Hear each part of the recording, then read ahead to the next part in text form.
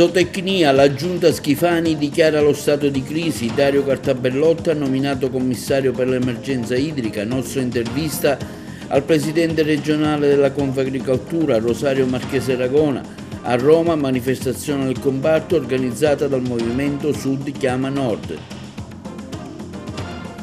Sottoscritto stamani un protocollo d'intesa tra l'Associazione Dante Alighieri di Agrigento e il Comune sulle attività culturali per l'anno 2024. Intanto il sindaco Miccichè consegna una targa a Tonino Pollicino in segno di riconoscimento per avere salvato una donna da un incendio nella sua abitazione. I maestri del lavoro di Agrigento hanno incontrato stamani gli studenti del Niccolò Gallo per illustrare le nuove opportunità nel mondo del lavoro. Una manifestazione si è svolta oggi a Canicattì, organizzata dall'ACI di Agrigento sulla sicurezza stradale, incontro con il pilota Andrea Montermini.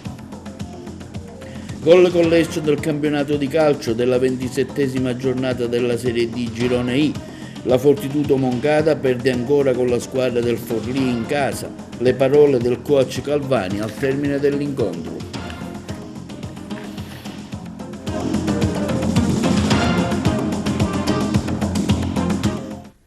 Buongiorno, benvenuti con l'appuntamento del nostro TG TV Notizie. Parliamo di zootecnia, la giunta Schifani dichiara lo stato di crisi. Dario Cartabellotta nominato commissario per l'emergenza siccità, il nostro servizio. La giunta regionale, su proposta dell'assessore all'agricoltura Luca Sammartino, ha dichiarato lo stato di crisi e di emergenza siccità per il settore zootecnico per l'attuazione degli interventi in favore degli allevatori siciliani. Il presidente della regione Schifani ha nominato commissario regionale il dirigente generale del Dipartimento Agricoltura, dottor Dario Cartabellotta. Tra i provvedimenti individuati nella delibera di giunta, la semplificazione delle procedure, il sostegno delle spese per la transumanza, l'esonero dei pagamenti dei canoni d'affitto delle superfici a pascolo pubblico per l'anno 2024, l'erogazione dei primi contributi per 5 milioni di euro alle aziende per l'acquisto di foraggio e approvvigionamento idrico, la semplificazione delle procedure per l'attingimento dei corsi d'acqua e l'utilizzo delle autobotti per il trasporto dell'acqua per gli animali. Il governo regionale, dice l'assessore Sammartino, mette in campo azioni concrete per aiutare gli allevatori colpiti dalla siccità per la salvaguardia della zootecnia, così come richiesto dagli stessi operatori del settore in occasione degli incontri dell'unità di crisi istituita dal presidente Schifani. Siamo consapevoli del grave disagio che vivono i nostri allevatori per la carenza di pascolo legata alla mancanza di acqua e per gli esorbitanti costi di produzione e di mantenimento del bestiame. Le deroghe previste dallo stato di crisi ed emergenza consentiranno di accelerare le possibilità di aiutare il settore. Insieme al commissario Cartabellotta lavoreremo ad altre misure finalizzate ad aiutare anche il comparto agricolo. E sullo stato di crisi della zootecnia e del comparto agricolo abbiamo sentito il presidente regionale della Confagricoltura, Rosario Marchese Ragona, in questa intervista. Il parere di Confagricoltura su questa dichiarazione dello stato di crisi: il dottore Cartabellotta è stato nominato commissario per l'emergenza siccità.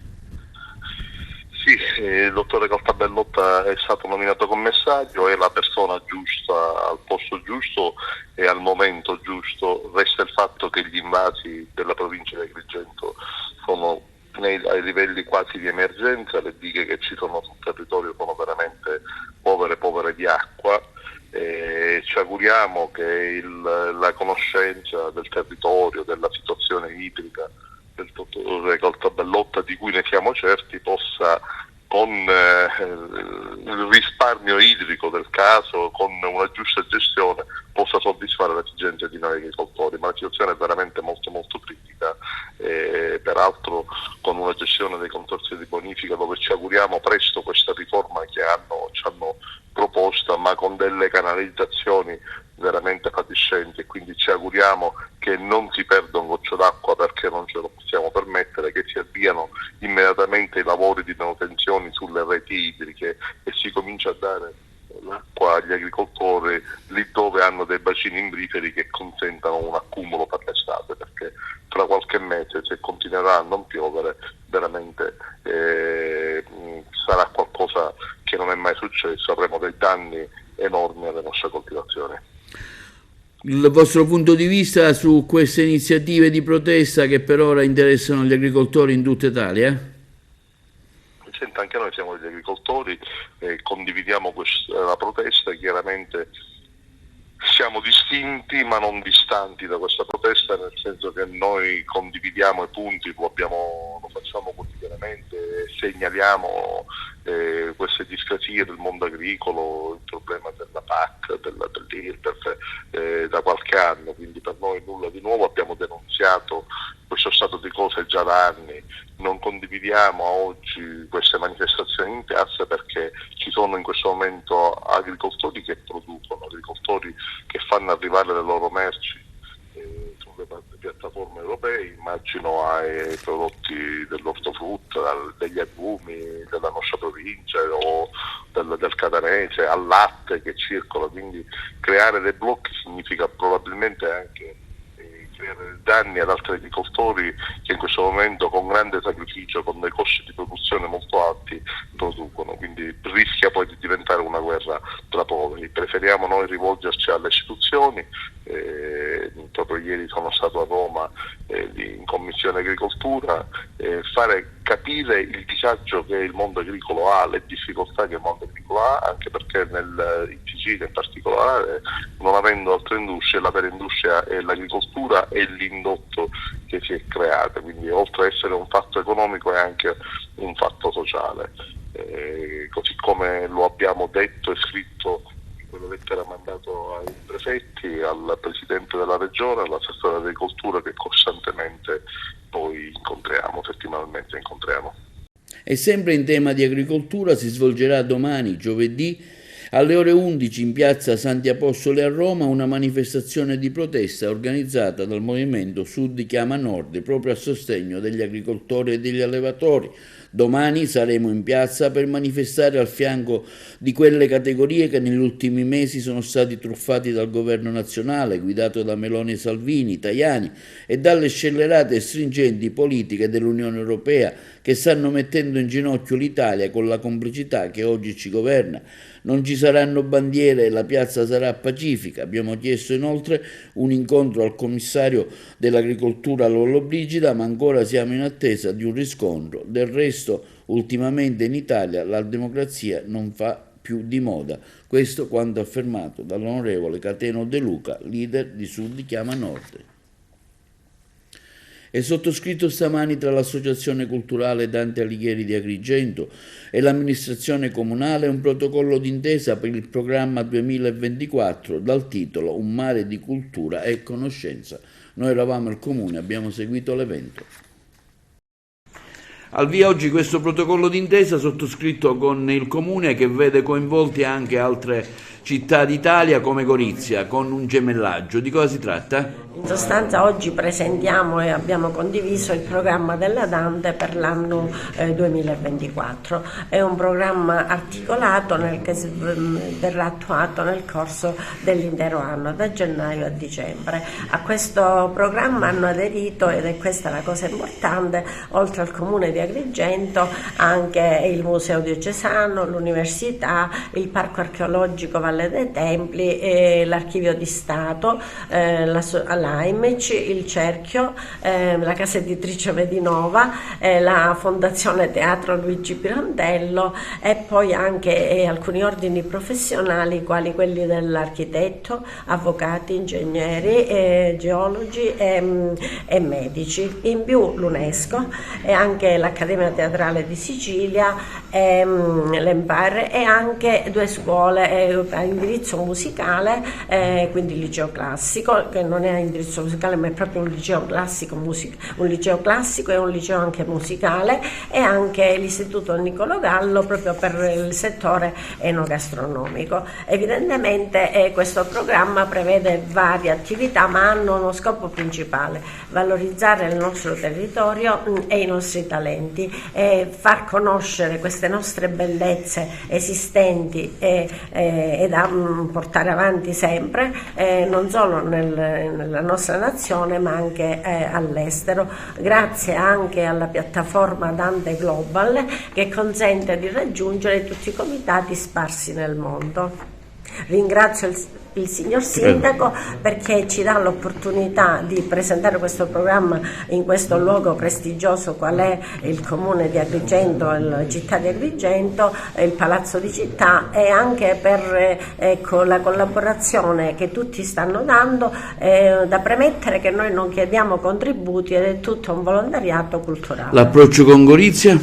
Con Gorizia già abbiamo preso contatti con il comitato di Dante di Gorizia e anche con un'associazione di siciliani che vivono proprio a Gorizia, perché oltre al comune che già ha fatto i suoi passi, cercheremo di svolgere delle attività congiunte proprio per far conoscere il nostro territorio e cercare di far venire più persone possibili interessate alla nostra realtà. Parliamo di questo protocollo d'intesa firmato con l'associazione Dante per un'attività culturale che sicuramente porterà tanti turisti, tante persone qui ad Agrigento, e di questo gemellaggio con Gorizia. Questo programma è un programma arricchissimo, un programma culturale, c'è anche un gemellaggio con Gorizia previsto. Anticipo che già con Gorizia mesi fa mi sono incontrato col sindaco stesso di Gorizia, che mi è venuto a trovare proprio perché Gorizia sarà capitale europea della cultura del 2025, Agrigento è capitale italiana. Stiamo cercando anche noi di fare un gemellaggio con Gorizia. Gorizia è alle porte dell'Europa, Agrigento è alle porte del Mediterraneo.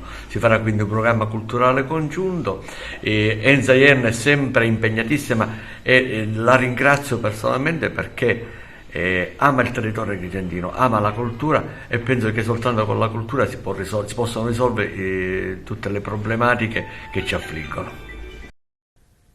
E sempre stamani una targa in segno di riconoscimento per il gesto fatto è stata consegnata dal sindaco di Agrigento Miccichè a Tonino Pollicino per avere salvato una donna in un appartamento dove si era sviluppato un incendio in via Dante. Abbiamo sentito lo stesso Pollicino. Una targa in segno di riconoscimento per il gesto fatto è stata consegnata stamani dal sindaco di Agrigento Miccichè al signor Tonino Pollicino con sovraimpresso la seguente motivazione: che con lo sprezzo del pericolo traeva in salvo una donna rimasta intrappolata all'interno di un appartamento dove si era sviluppato un pericoloso incendio. Sentiamo lo stesso Tonino Pollicino e il sindaco. E ci racconta qualcosa, giusto per i nostri telespettatori, com'è andata la situazione? Sì, mi trovavo in via Dante, là dove c'è un negozietto mia sorella, diciamo, ho visto uscire questo fumo dal balcone per la paura che ci potevano essere bambini o quant'altro, infatti è stato così, c'era una vecchietta all'interno, sono salito subito quando ancora non c'era nessuno, ho spinto la porta e la signora era nel corridoio già svenuta, l'ho presa in braccio. Sono uscito fuori mezzo intossicato, poi appena sono sceso dalla prima rampa di scala è salito Giuseppe Cucinella, un ragazzo che mi ha aiutato poi perché la signora era abbastanza pesante, e l'abbiamo messa in salvo. Poi dopo 20 minuti diciamo, sono arrivati i poliziotti e sono saliti sopra nell'altro piano.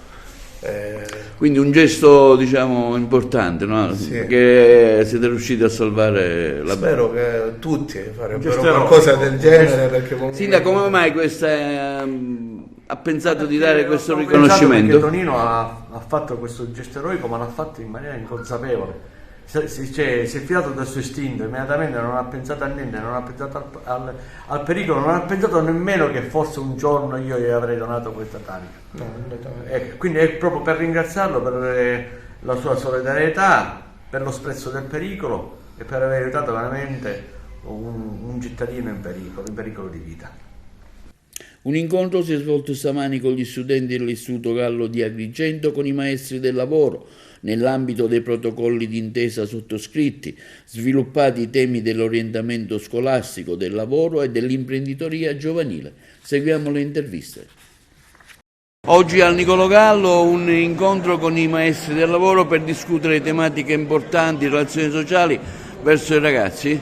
Sì, tematiche di grande attualità e di grande importanza per i ragazzi, in quanto riguardano l'orientamento nel mondo del lavoro, e quindi sono delle opportunità che i ragazzi inseriranno in quello che è il curriculum d'istituto dell'orientamento e nei moduli di orientamento formativi che abbiamo programmato. questo ha lo scopo di far sviluppare all'interno della scuola una vera e propria cultura del lavoro. Il lavoro è inteso non semplicemente come un'occupazione, che già di per sé è qualcosa di importante, ma anche dal punto di vista dell'etica del lavoro, dal punto di vista della normativa che regola tutti gli aspetti della vita del lavoro, come per esempio la sicurezza. Vogliamo dare ai ragazzi un'informazione completa di quella che sarà il loro approcciarsi alla vita lavorativa, da consapevoli, non solo consapevoli di operare delle scelte, ma anche consapevoli di quelli che sono i loro diritti e i loro doveri.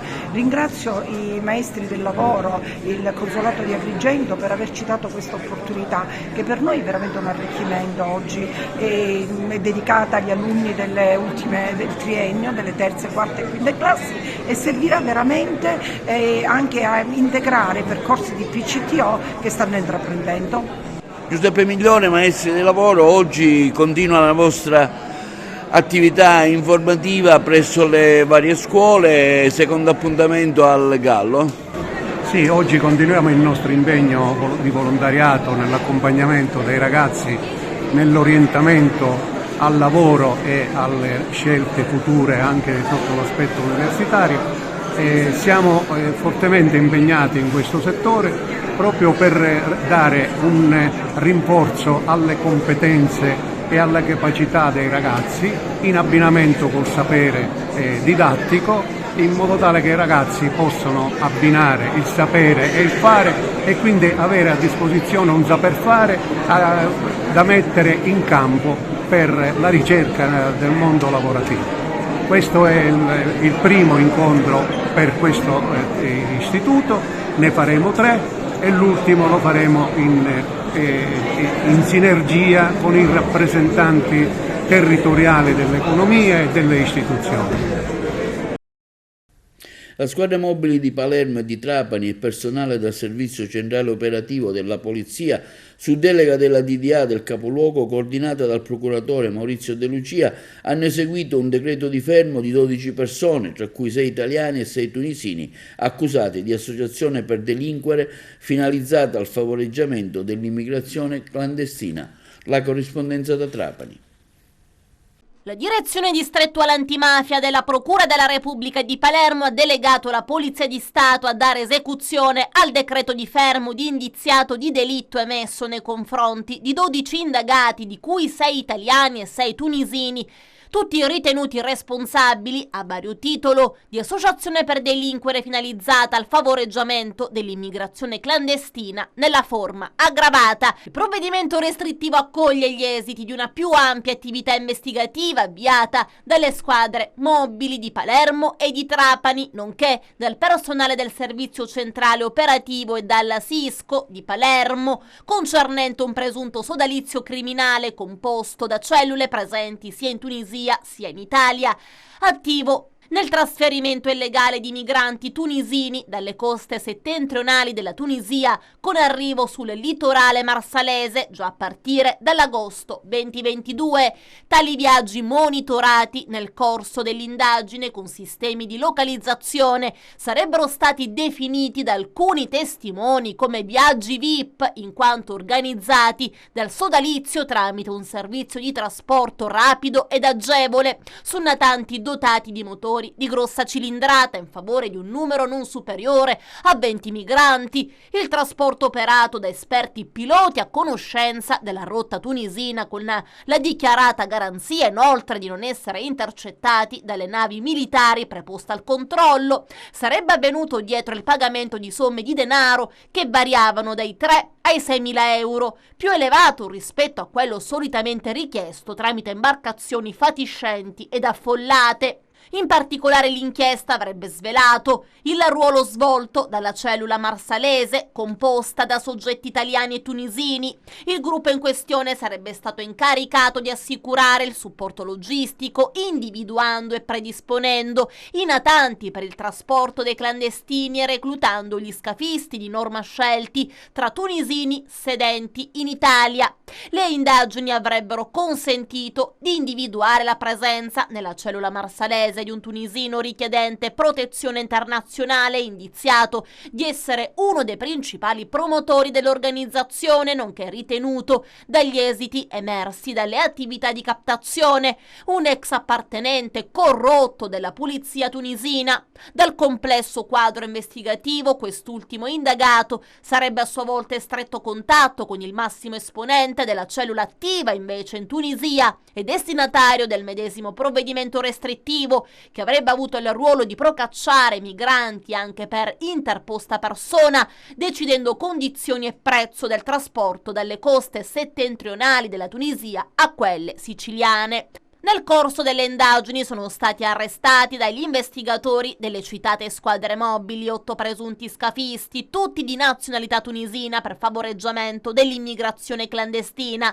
Gli arresti in flagranza sono stati eseguiti nel corso di 4 distinti sbarchi avvenuti sulle coste marsalesi rispettivamente il 29 giugno scorso, il 14 e il 24 agosto scorsi e il 15 settembre scorso, organizzati dal gruppo investigativo in oggetto. 4 di essi sono stati indagati anche per resistenza a navi da guerra, avendo tentato la fuga nonostante l'intervento di navi della Guardia di Finanza giunte in soccorso dei natanti. Tra i clandestini 19 sono stati tratti in arresto per reingresso illegale nel territorio nazionale. Inoltre 4 migranti sono stati arrestati in esecuzione di un provvedimento definitivo di condanna dell'autorità giudiziaria per reati contro il patrimonio in materia di stupefacenti. La polizia ha operato in occasione degli arresti citati il sequestro di 4 gommoni, tutti natanti messi a disposizione della cellula italiana attiva a Marsala. Dal complesso delle acquisizioni investigative sarebbe anche emerso il passaggio di una somma di denaro di circa 90.000 euro in favore di un indagato italiano ad opera di uno dei promotori dell'associazione di origine tunisina. Primo incontro di Marco Rocca con la coppia accusata di avere partecipato al delitto in cui sono stati uccisi Antonella Salamone e i 2 figli Emanuel di 5 anni e Kevin di 16. L'avvocato calabrese, che dopo la rinuncia dei colleghi palermitani ha assunto la difesa di Sabrina Fina e Massimo Caradente, la coppia di conviventi accusati di avere partecipato al delitto nella villetta di Altamilla Milicia, dove sono stati uccisi appunto Antonella Salamone e i 2 figli Emanuele e Kevin. Sentiamo ora l'intervista allo stesso legale. Magari appartenessero a qualche setta o comunque ci potevano essere agganci con altre persone. Non abbiamo contezza di questo, io vengo proprio per capire un attimino quelle che siano state le vicissitudini, però sinceramente non ho contezza di questo. Incontrerà Sabrina Fina ma anche Massimo Carandente oggi? Spero di sì, sicuramente io ho fatto richiesta per entrambi, quindi spero di incontrare tutte e 2. Sabrina sto andando adesso. Avvocato, ci siamo sentiti ieri, mi ha detto li voglio guardare negli occhi per capire. Voglio capire un attimino perché ho letto solo l'ordinanza, ho visto che è un delitto raccapricciante e capire un attimino come sono andate le cose. Questo è quanto. Adesso se posso andare vado. Federica, vuoi chiedere qualcosa all'avvocato Rocca? Lui ti sente. No, guardi, io non conoscevo Sabrina, conosco solo il fratello. Quindi non sapevo né i legami né nulla, cioè, sono all'oscuro di tutto io. Sì, mi ha chiamato solo il fratello, mi ha chiamato il fratello sabato, io ho accettato perché c'era questa rinuncia al mandato del collega. Non lo so perché non ho avuto modo di parlare con lui, l'ho chiamato ieri e ci incontreremo subito dopo aver svolto questi colloqui. L'ordinanza, ho avuto solo modo di vedere l'ordinanza che mi è stata concessa dal collega, ovviamente, in modo tale da poter capire di che cosa stiamo parlando. All'esito di quella che è stata la mia lettura non ho assolutamente alcuna idea di come siano andati i fatti, se non quelli che sono stati esposti dall'ufficio di procura, però ovviamente per questo voglio vedere visivamente e parlare con i 2 indagati. E i familiari li incontreranno, il fratello? No, questo non lo posso sapere, ovviamente no, anche perché ci sono delle indagini in corso, quindi è opportuno svolgere questa tipologia di attività agli inquirenti. Io quello che cerco di capire è solo quella che può essere la posizione. quello che può essere sì, mi ha chiamato questo mio amico e ho accettato. Diciamo, non sapeva a chi rivolgersi, questa è stata la problematica, ho detto vabbè, non ci sono problemi, non conoscevo nemmeno il fatto. Sì, certo, ma faccio questo di mestiere, quindi diciamo cerco di capire prima, poi ovviamente cercherò di leggere attentamente gli atti, di capire un attimino come siano andate le cose, poi trarrò le mie conclusioni, insomma, cercherò di... Va bene?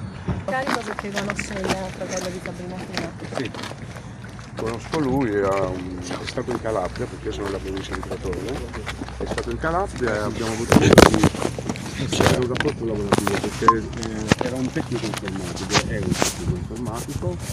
Procedi in direzione sud-est verso via Vittorio Bachelet. Un procedimento penale, dopodiché è nata un'amicizia. E quindi poi ci siamo sempre sentiti per i convenevoli, insomma, sentiti così, siamo sempre trattati. E poi mi ha chiamato su sabato. Io non sapevo nemmeno che la sorella fosse indagata in questo procedimento, quindi non lo chiamai nemmeno, perché ho ascoltato la notizia, però insomma non sapevo fosse la sorella. Me lo disse lui sabato, insomma me l'ha detto lui sabato, quindi da lì ho deciso di assumere l'incarico e capire un attimino com'è la situazione. E cosa pensa del fatto che i suoi colleghi hanno rifiutato l'incarico? Infatti ho chiesto, voglio incontrarli per capire un attimino qual è la situazione. Ritengo che comunque c'è una pressione sia mediatica sia da un punto di vista professionale e porta via un sacco di tempo, quindi penso che hanno le loro ragioni orientate su queste cose. Avvocato, ha detto di aver letto l'ordinanza, ha la sensazione che ci sia qualcosa che insomma, può aprire delle strade al di là di quello che le diranno i suoi assistiti adesso? No, ancora no, voglio prima parlare bene con i miei assistiti e cercare di capire un attimino com'è la situazione. Non mi sono fatto un'idea ancora, no.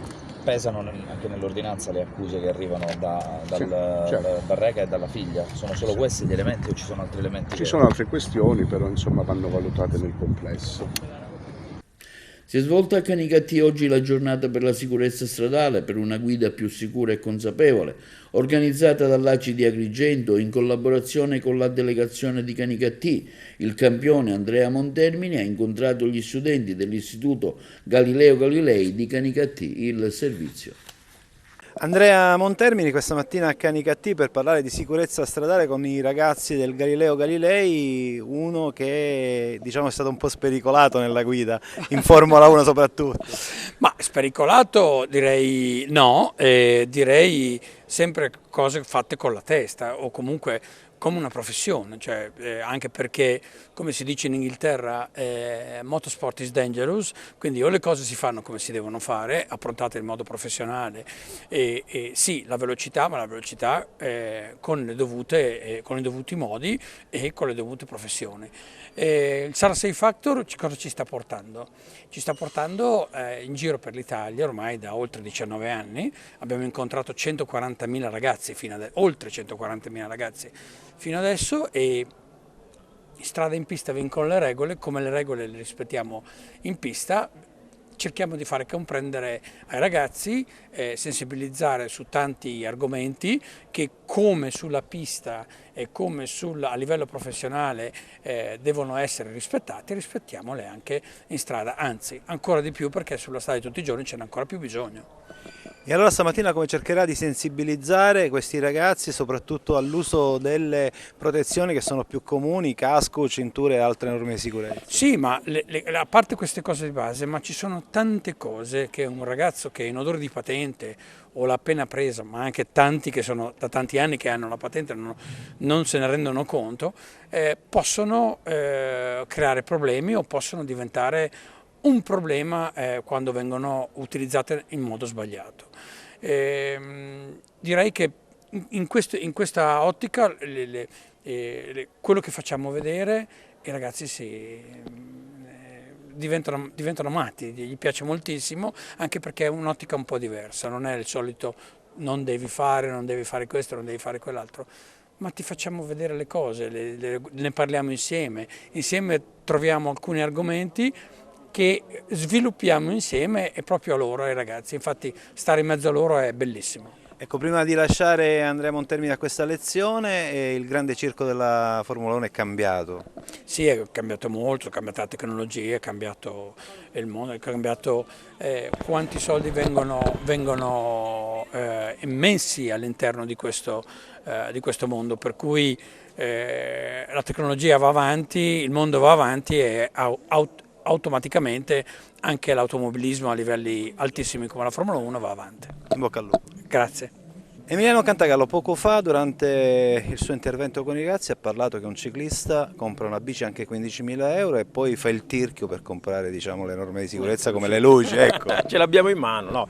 Questo è un intervento che Acisport, Sara Assicurazioni riescono a farmi fare in tutte le scuole d'Italia con questo concept identificativo: in strada e in pista vincono le regole, quindi si cerca il più possibile di fare rispettare le regole a tutti quanti, dal ciclista che magari voi conoscete in strada, che è un po' in gruppo, tutte queste cose qui, quindi se tutti rispettiamo le regole, se ognuno di noi va in fila, se ognuno usa queste, se ognuno non legge il cellulare in auto, se ognuno, no, tante cose, no? Non apre lo sportello senza guardare, come abbiamo fatto vedere, tutto il popolo è maleducato in strada, e quindi questa tournée va a incentivare proprio il rispetto del codice della strada, e quindi che c'è per tutti. Su certe cose per esempio non c'è, su questa io quello che ho visto è una cosa che consiglio molto, proprio per, cioè c'è la luce obbligatoria ma non questo tipo di luci che sono molto potenti, che riescono a farci vedere.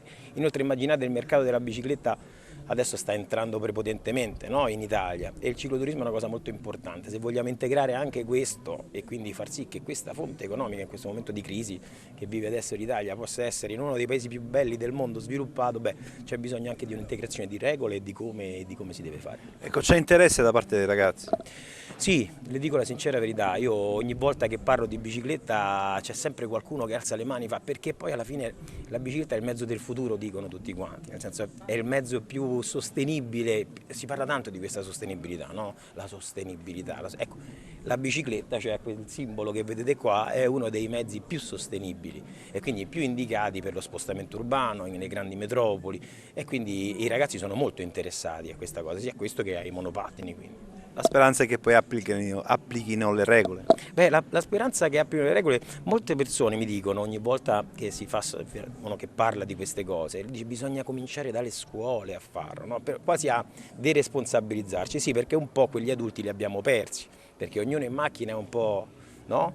In bicicletta è un po', e forse sicuramente da questi ragazzi, cominciando da questi ragazzi, si può dare il buon esempio già da questa età. E in merito agli espropri da effettuare per la costruzione del futuro ponte di Messina, si è riunita al Comune la Commissione a tutela e difesa del territorio messinese. La corrispondenza da Messina. Presidente, prosegue l'attività della Commissione Ponte in un momento cruciale. Dopo la presentazione del progetto aggiornato siamo a pochi giorni anche dall'avvio delle procedure per gli espropri, e forse questo è il momento più delicato. Intanto è una commissione unita su un unico obiettivo, gli interessi della città. Non ci sono scontri fra favorevoli e non favorevoli, l'interesse è che se si dovesse fare l'opera la città dovrà essere tutelata al massimo. Messina, il Consiglio Comunale diventerà protagonista nel mese di marzo con una serie di incontri. Il primo sarà con la Società dello Stretto, che presenterà il progetto con i propri organi direttivi e di vertice, dopodiché probabilmente, forse per la prima volta in Italia, saranno affrontati argomenti specifici su ogni aspetto del progetto, che daranno a tutti gli italiani, non soltanto ai componenti della Commissione messinesi, informazioni che sino ad oggi non sono state mai date. Quale sarà l'approccio della società Stretto rispetto al tema degli espropri? Perché dicevamo che è una questione delicata, le famiglie saranno adesso convocate, si cercherà, è stato detto intanto, di trovare un accordo anche su quelli che saranno gli indennizzi. Al tempo stesso l'opera viene dichiarata di pubblica utilità, quindi sarà difficile anche opporsi rispetto, no, all'esigenza di espropriare dei terreni. L'opporsi è difficile anche giuridicamente, perché loro hanno i mezzi per poter agire, però non è questa l'intenzione della Sorella Stretto. Io quando mi sono incontrato con il dottor Ciucci ho esposto quello che era l'idea della commissione, il mandato che ho ricevuto, cioè di tutti i componenti della commissione, di agevolare il più possibile coloro che subiscono degli espropri e di informarli nei tempi, e per questo c'è una notizia che forse finora non è stata mai pubblicata da nessuno, che gli uffici per la società per gli espropri saranno all'interno di Palazzo Zanca. Ci saranno degli uffici dove ogni cittadino potrà visionare le mappe, può chiedere informazioni sulle procedure ed altro. Io, a nome della Commissione, perché era emerso in questo nel dibattito, ho chiesto che gli incentivi che sono previsti nel nuovo protocollo siano aumentati, perché ci sono sembrati, diciamo, appunto, irrisori e non al pari di quelli che sono stati applicati per le zone espropriate in relazione alla TAV. Sciopero generale dell'AMAT a Palermo, vediamo le interviste a Katia Di Cristina, commissario straordinario della Will Trasporti Sicilia, e a Francesco Mineo, dipendente dell'AMAT della Filti CGL. Noi non i diritti che ci spettano, non vogliamo altro!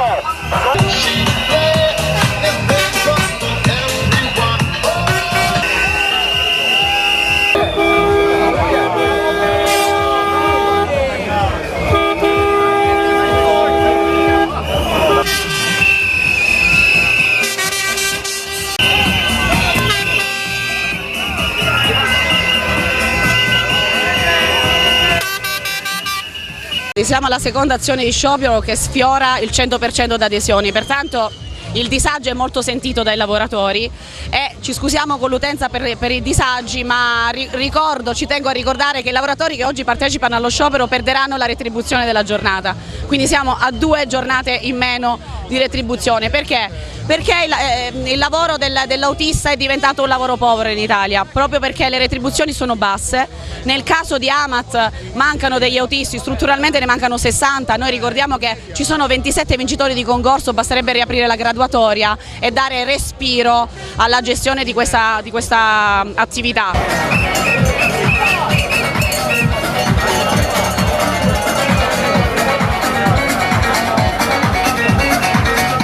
Il mancato rinnovo del contratto aziendale rinnova il fatto che, a maggior ragione per i neoassunti assunti recentemente nell'ultimo anno, ma non per rinforzare il servizio quanto per sopperire al turnover per le persone andate in pensione, sono entrate e hanno alcuni istituti retributivi che non percepiscono per tutta una serie di motivazioni contrattuali.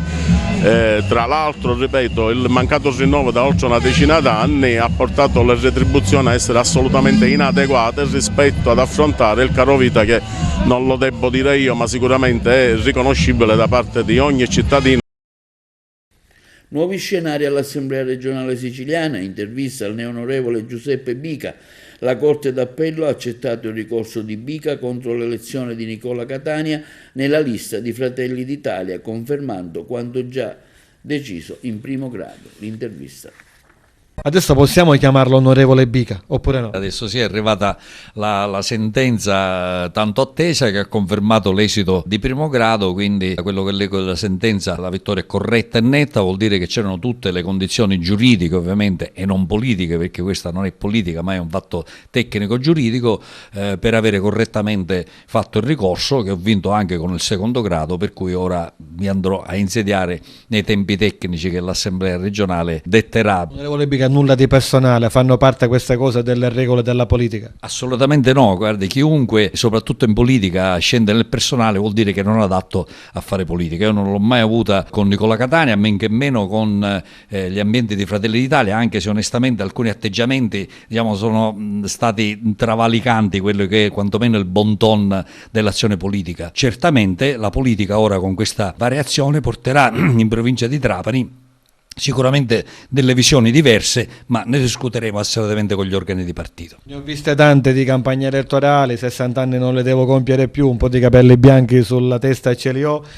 e mi portano a pensare che adesso tutti amici di Peppe Bica. Questo accade soprattutto, quindi sul carro del vincitore è comodo salire, però anch'io, come tu hai detto, per la tua esperienza ho i capelli bianchi e quindi so chiaramente discernere tra gli amici di sempre, soprattutto quelli che con me hanno fatto tante battaglie che abbiamo condiviso in decenni di attività e di azione politica. Ovviamente che benvengano anche i nuovi, io spero di portare un po' più di territorio e una grande storia politica della provincia di Trapani. Mi dica la verità, se l'è tolto un sassolino dalla scarpa, oppure possiamo chiamarlo macigno?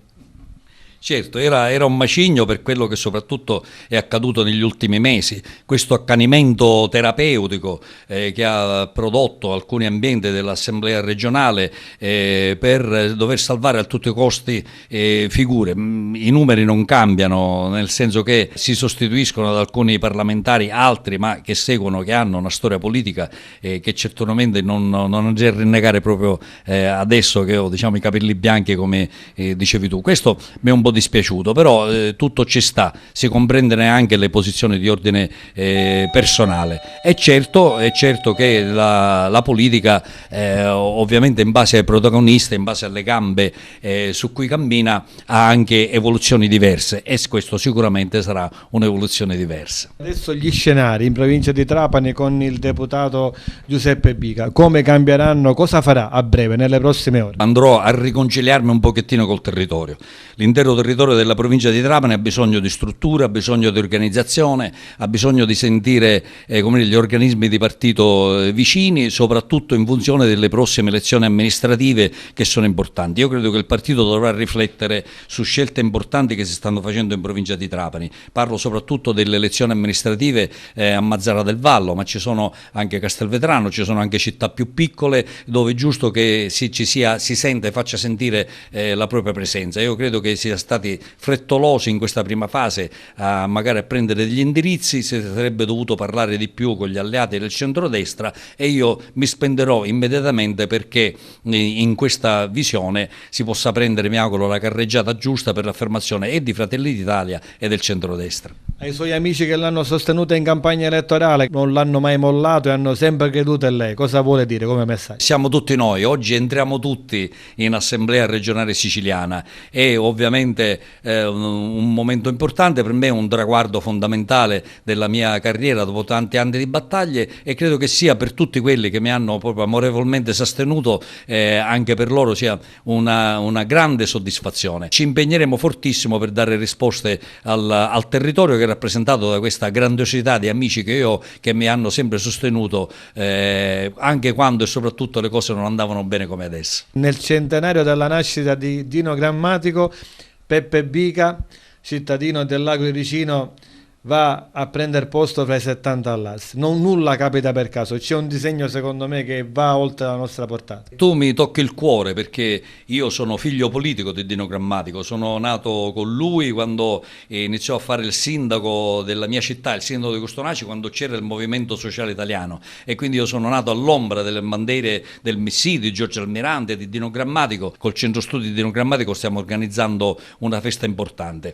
Ecco, io anche da questo punto di vista non posso che ricordare e immaginare gli anni meravigliosi che ho passato assieme a lui, assieme a Dino Grammatico, quando mi avviò, mi stradò verso la politica, mi consigliò e io ho appreso molto e imparato molto da Dino Grammatico e quindi spero portare nel territorio, anche alla regione, quella sua grande capacità politica, quella sua grande figura istituzionale che è stata e soprattutto il grande collegamento che lui aveva col territorio. Chi lo vuole dedicare a questo traguardo raggiunto? Indubbiamente alla mia famiglia che mi ha sopportato per troppi anni e sostenuto sempre, mia moglie in primis, i miei figli. Io ho fatto ben 4 campagne elettorali regionali, più a tante altre campagne elettorali per il mio comune dove sono stato eletto sindaco 3 volte, alla regione sono stato 7 anni presidente presidente di Alleanza Nazionale, quindi una vita spesa per la politica e che è stato un peso per la mia famiglia, e quindi non posso che non pensare soprattutto a mia moglie e ai miei figli che mi hanno sempre sostenuto, soprattutto nei momenti di difficoltà, ed ora è giusto che si gioisce insieme.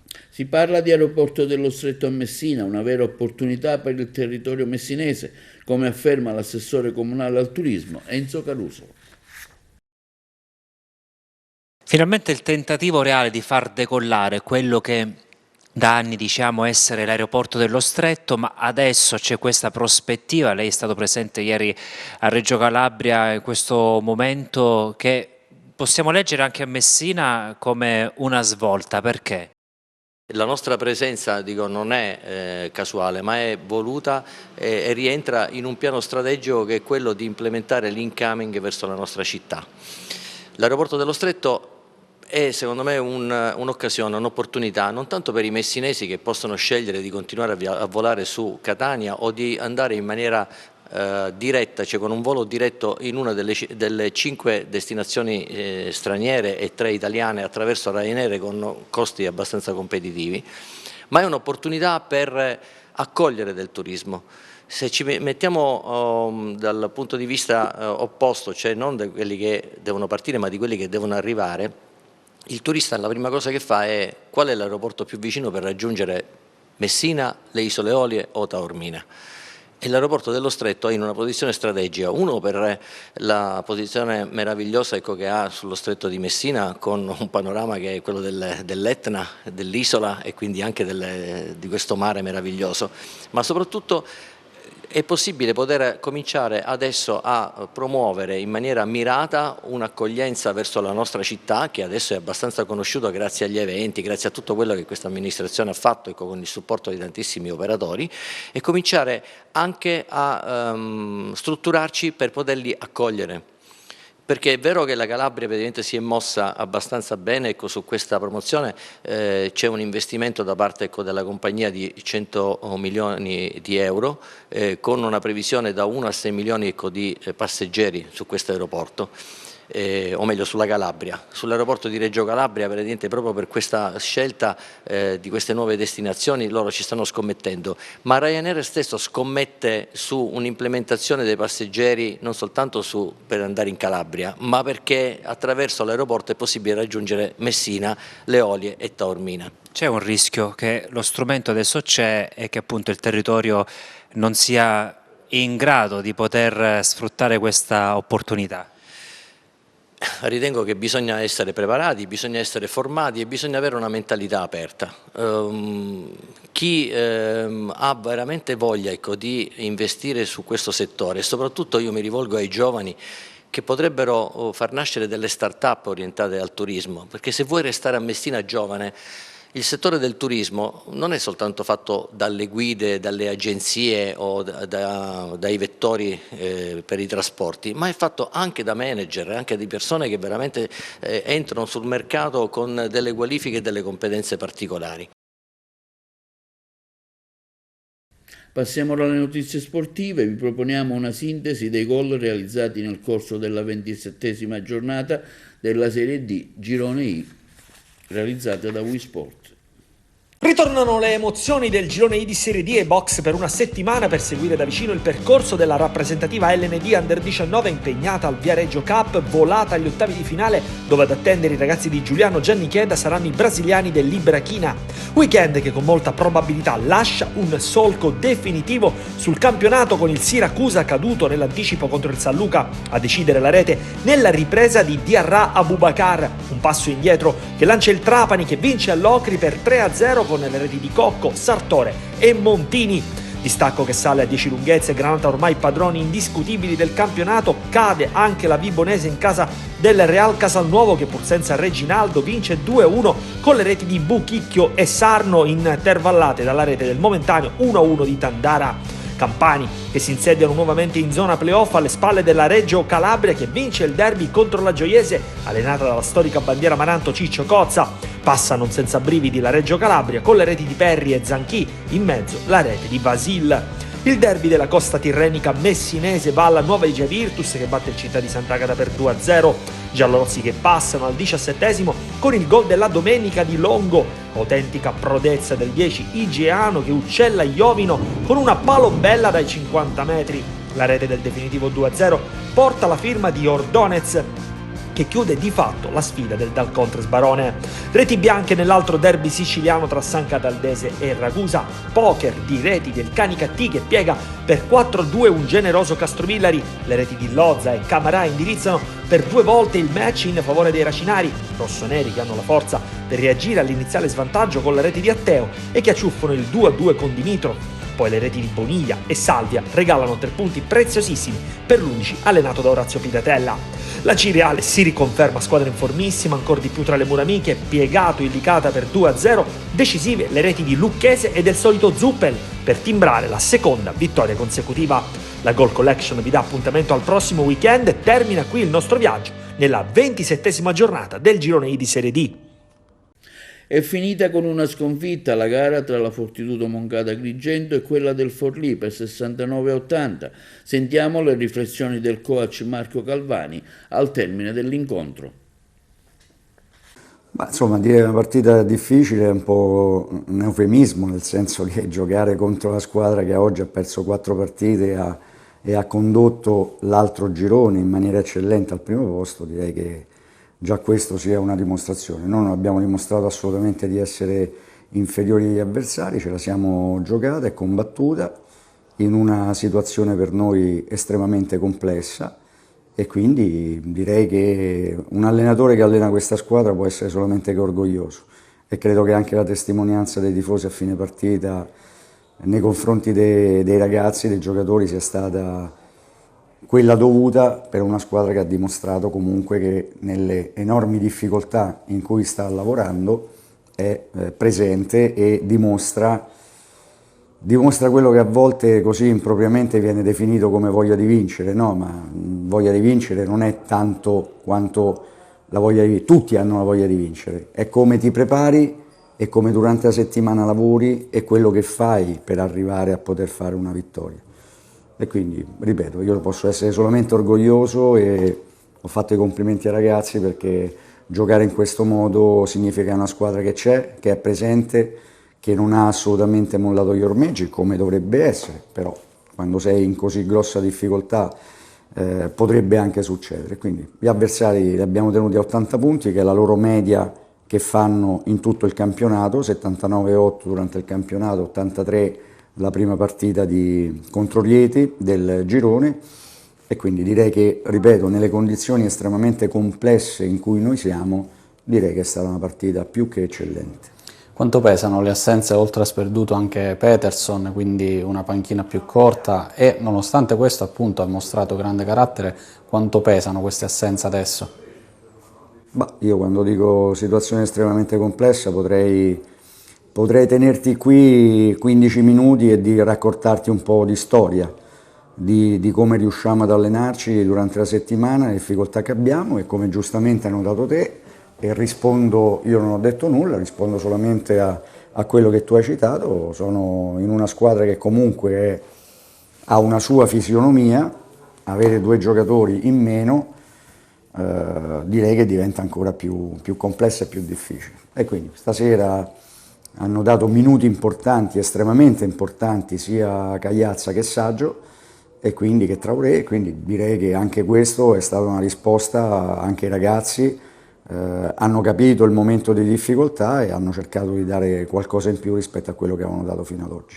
Quali sono gli aspetti positivi che ti porti da questa partita in vista delle prossime?